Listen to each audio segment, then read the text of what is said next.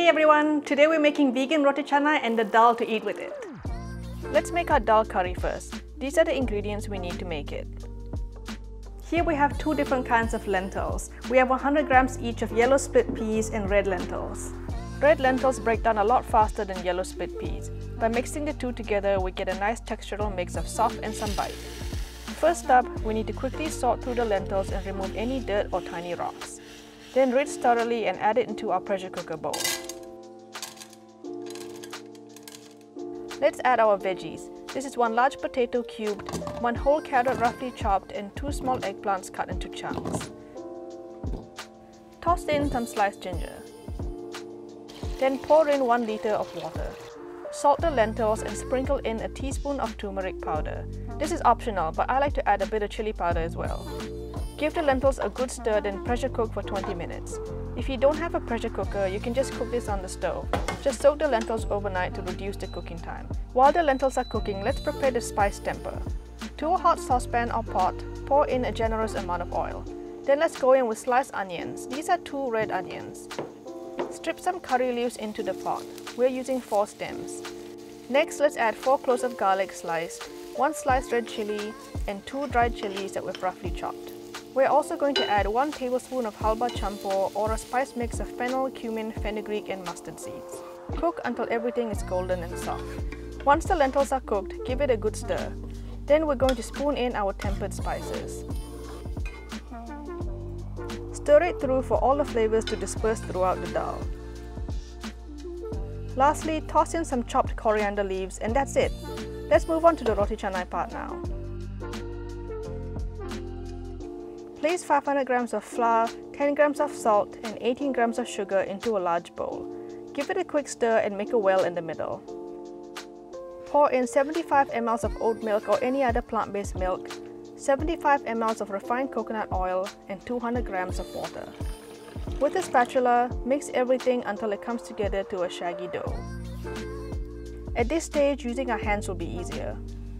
Once there's no more flour left in the bowl, we can place it on the smooth surface or counter and knead. Don't worry if it sticks a little. The more you knead, the more the dough will come together and it'll pick up any sticky bits left on the counter. But if it's too sticky, dust with a little flour if necessary. We're going to knead this until it becomes a super smooth ball, about 8 to 10 minutes. You won't need to go to the gym after this. If your dough looks lumpy, it's not done yet. See how it just breaks when we pull it apart? This needs to be kneaded longer. You'll know when it's done when the dough is smooth like this. Oil the bowl we had earlier and place the dough inside. Cover and let the dough rest for about 45 minutes. After 45 minutes, uncover the dough and place on the counter. With the dough scraper, cut the dough in half and then portion out 10 balls of dough, around 80 grams each.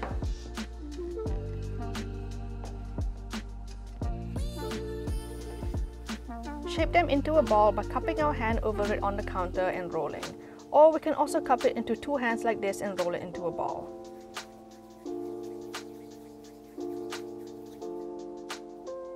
Place all the cute little balls back into the bowl. Then pour some oil generously over. Coat each ball with the oil to prevent them from sticking to each other. We're going to let the balls rest for 2 hours or overnight in the fridge. After 2 hours, our dough should be very relaxed and ready to be worked. Pour some oil on the counter and spread it around. Place our dough ball on the counter, and with our palm, press down and push out all around to form a circle. Then pick up one edge of the dough from underneath and place our other hand on top. Lift off from the surface and with a twisting motion, flip outwards. This will stretch the dough out. Repeat the process by changing the position of our hands until we've stretched the dough enough.